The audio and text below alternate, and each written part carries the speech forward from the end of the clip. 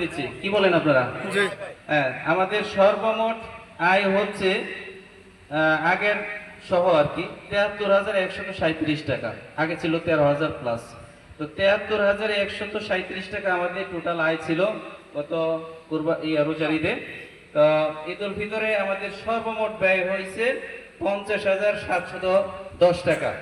তা এইখানে আমাদের উদ্ধৃতি ছিল ২২,৪২৭ টাকা। তো ব্যয়টা সবার নজরে দেওয়ার দরকার, যে আমাদের এখানে আমাদের যে সাবেক খতিব সাহেব ছিল, ওনার যে অব্যাহতিপত্র কম্পোজ, এর জন্য আমার ৭০ টাকা খরচ হয়েছে।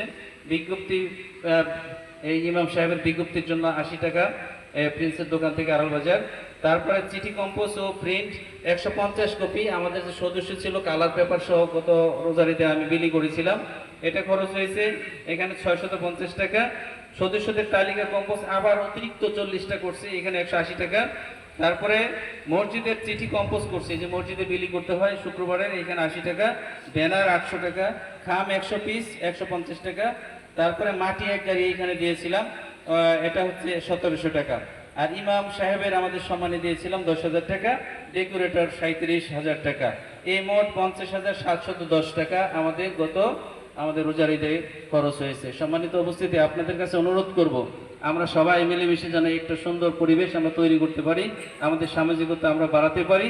সেই জন্য আপনাদের সার্বিক সহযোগিতা সবসময় আমরা কামনা করছি। আপনারা সহযোগিতা করবেন। ১০ মিলে যদি আমরা কাজ করি তাহলে কাজটা সহজ হয়ে যায়।